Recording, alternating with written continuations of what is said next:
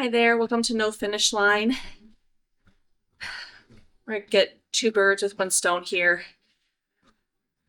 We're gonna talk about kind of some medical updates, where my training plan is at right now, and why I'm on the treadmill currently. So we're multitasking. I gotta get this in before I head out to work. I also gotta do a video. So here we go.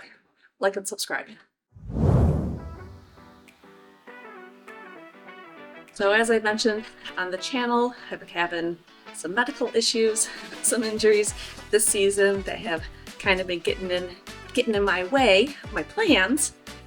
And I've seen a few doctors, wanted to share what they told me. I'm not a doctor. I'm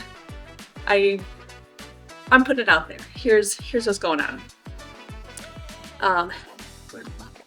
Running, I start getting a kind of pain just on my left leg. It's like my whole left side. It's just kind of weak. I find that I twist into that left side when I'm running. I'm uneven. I'm weak. I don't trust it 100%. And my ankle ends up locking up where really I have no control to flex it, which then causes me to just kind of slam my foot against the ground and I get shooting pain up my shin. Full stop. Like I'm just limping along. So my primary doctor thought it was my back. I have a tiny, tiny bulge in my lower back.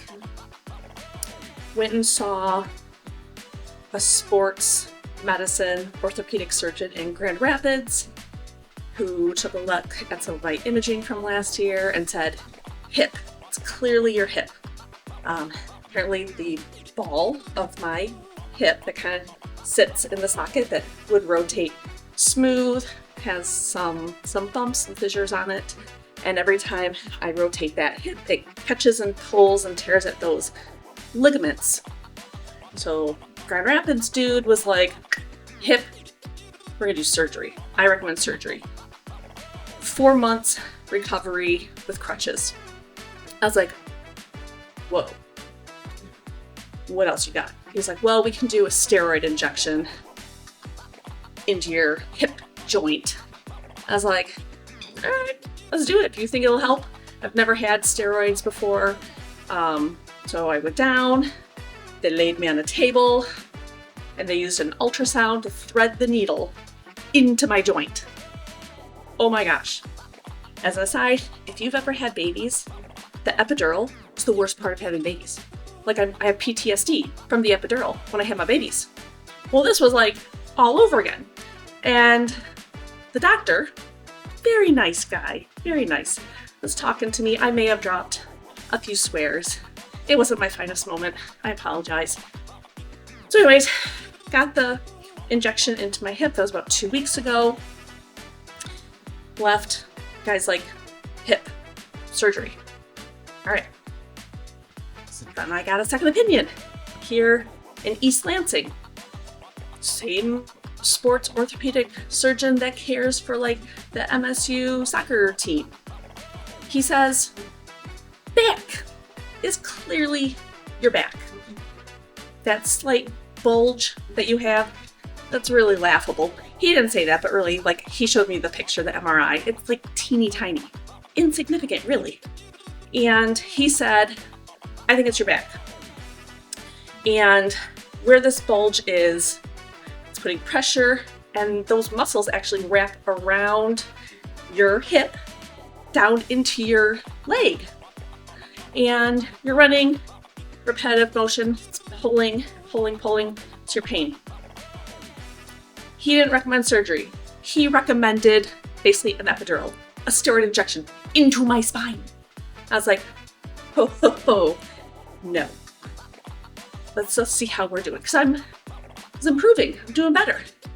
So there we are. I asked both doctors, what caused this? What can I do to prevent this in the future? They both kind of said, look at strengthening your core and continue strengthening your glutes or your posterior, which I'm doing and have been doing. I guess I'll up that. One thing the MSU, it wasn't the MSU doctor, but one thing the East Lansing doctor said was, after 30, really be careful with like dynamic or certain compound lifts. You shouldn't be deadlifting or kettlebell swing. And right there, I was like, well, I don't agree with that. But again, you're the doctor. I'm not a doctor. So this is what they're telling me. Hip, back, I don't know. I don't know how to prevent it. I am on the mend, so I don't know if that's just time, because really I've been hurt since the end of February. It's now April, going into mid-April. So I don't know if it's just been time, maybe the other work I'm doing. I'm still doing PT, everything. So that's where we are kind of moving forward. I don't really have any clear answers or explanations, which is really frustrating. I was hoping that I would at least get, here's how to prevent this from happening in the future. And I didn't get that. And I don't think I will, I guess. So there we are. I really don't know what to do. I have two experts telling me two vastly different things. I'm not quite sure what to make of that. But I am moving forward. I re-outlined my training plan. So I scrapped the old training plan and kind of hodgepodged a few different plans together, kind of a combination of things, and I made up my own plan. We're gonna, FAFO, and what's the worst that can happen, right? It is what it is. I'm gonna be flexible. I'm gonna see how it goes and kind of take it day by day. Again, this is my practice year, so if I'm gonna be out with an injury, this is definitely the time to kind of deal with that and figure out kind of what's going on and what works well and what doesn't work well. So yeah, I guess if it's gonna happen, why not? I utilize just a Google sheet for my training plan. I kind of like to write everything out in my training plan, and then after I do my run, I'll color code it so that I can look back and just kind of see like a sea of like green, meaning, hey, everything went great, you did well, you felt good. It's kind of like no fancy business, you got it done, you felt good. And then like orange, maybe had a little niggle or like something wasn't feeling great, and then red, be like full stop. There are other apps that I know people use. I know Training Peaks.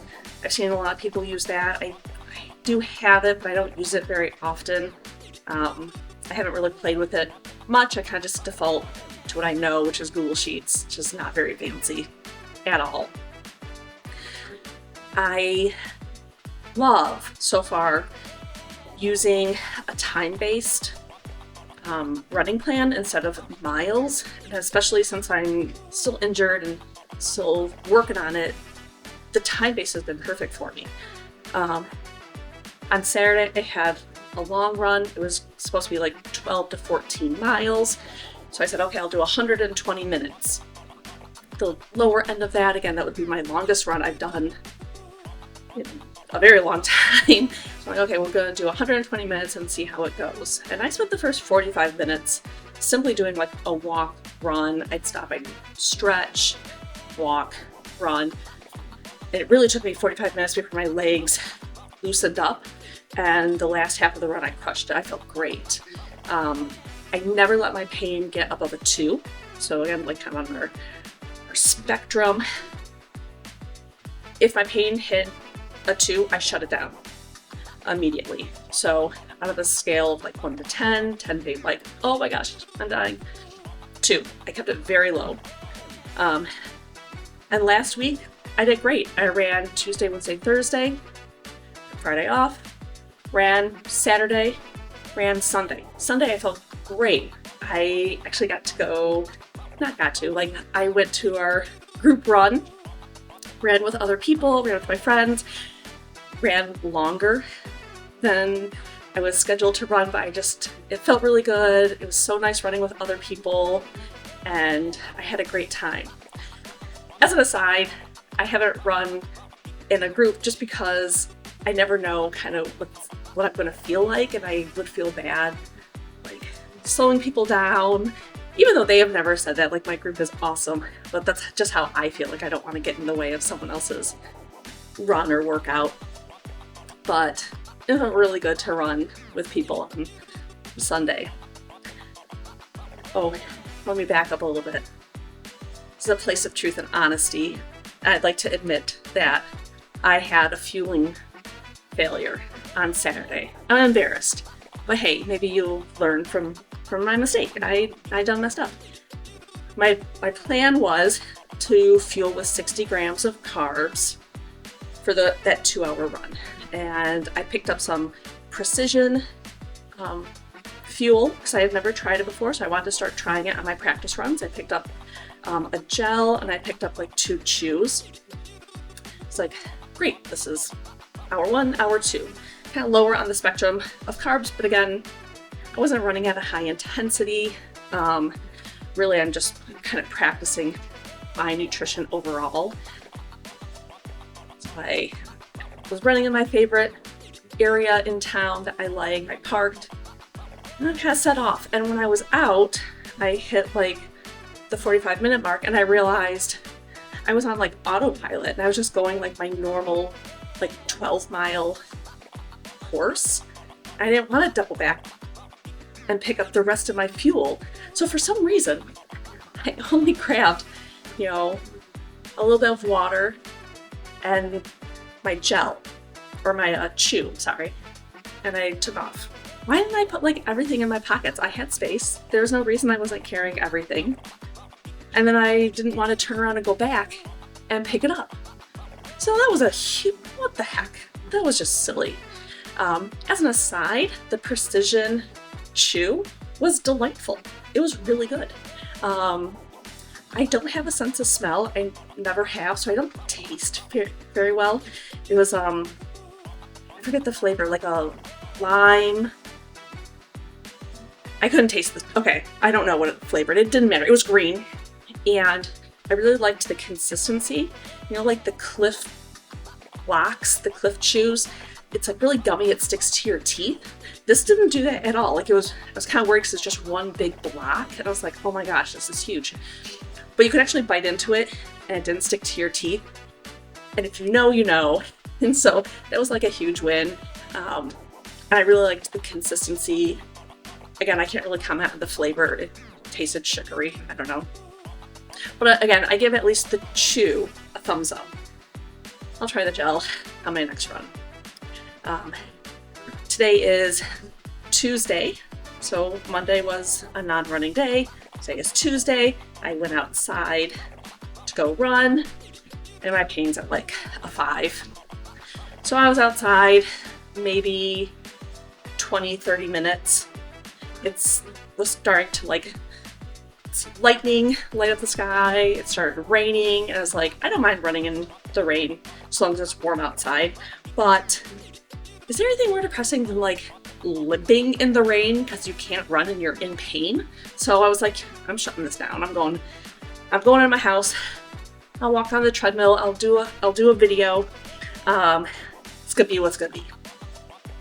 So that's where I'm at right now. I'm walking in my treadmill, in my house on my treadmill. And yeah, it's gonna be okay. We're gonna see what happens. I have a relay race coming up in like a week. And I have my marathon in May. We're just gonna see what happens. I'm pretty easygoing when it comes to runs like that. I'm just kind of in it for the experience and see what happens. I just like to end by kind of my next thing I'm working on. I do want to do like a recap of my 100K that I did last year, of things I did well and didn't do well. So that's taking a little bit longer to put together, but that is my plan, maybe for the upcoming video. Yeah, thanks for hanging out with me. Like and subscribe, and great grind and hard work.